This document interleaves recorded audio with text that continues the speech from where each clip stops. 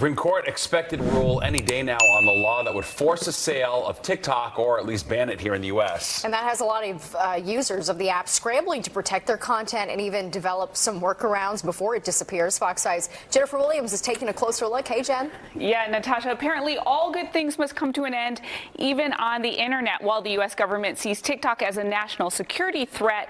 From recipes to fitness routines to makeup tips to simple comedic relief for the 170 million Americans who use the app, they see TikTok as a very useful tool and the potential ban as a threat to free speech. And that's why many have suddenly taken up Mandarin. It would definitely suck because, in my opinion, TikTok's the best. With a potential TikTok ban looming in the U.S., here's what avid users should know. It's not going to disappear from your phone immediately or anything like that.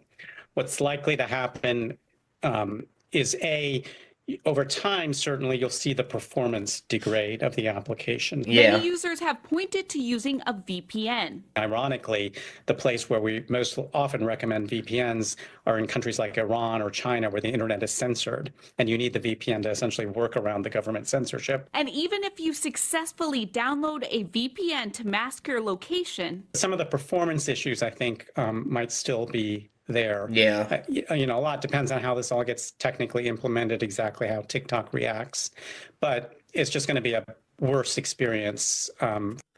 See, my thing though is like, because there's other stuff into it. The Senate trying to pass a bill and stuff or whatever. But like, yeah, so people think on January 8th that TikTok's just gonna automatically just disappear. No, like you said. So over time, it's just they're gonna stop updating it. They're gonna stop doing things to make it better. To just, you know what I'm saying. So eventually the app's gonna kind of like, you know, crumble and, you know, die.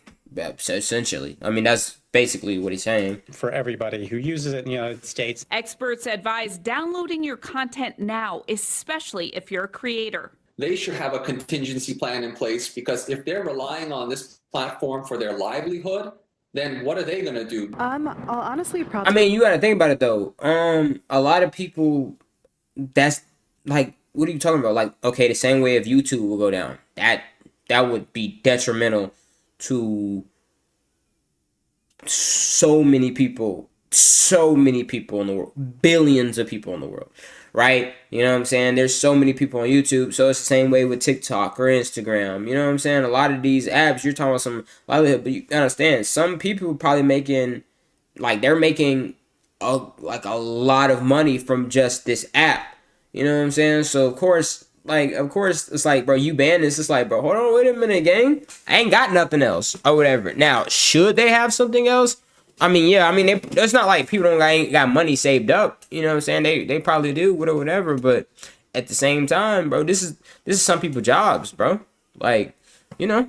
They resort to Instagram Reels because they're the same content. It's just Instagram Reels is a little behind like the TikTok wave, and the algorithm is not as on point as the TikTok one. YouTube Reels I post them, also though. popping off. I think one other thing to keep in YouTube mind is Shorts. if this ban is successful, might the government eventually look towards other platforms that it sees as a national security interest? Meanwhile, RedNote, which is China's version of TikTok, is currently the top downloaded app in the Apple App Store, despite being in Mandarin. I don't know if it's going to be the same as TikTok, but I'll try it. I kind of have a TikTok problem, so I probably wouldn't do it for the best of me. But Bro, I downloaded RedNote and then deleted it right away. I was just like, bro, you know what? I'll get it back once TikTok go ahead and what you call it. Or they're already acting dumb. They're like, bro, this is their app. You know what I'm saying? Make sure y'all don't cuss and do all this extra stuff.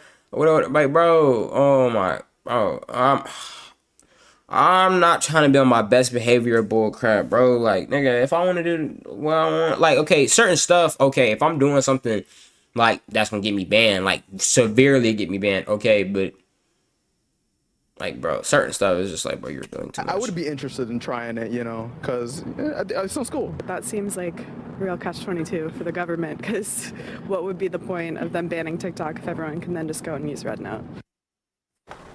Now, Americans on Red Note have jokingly been referring to themselves as TikTok refugees.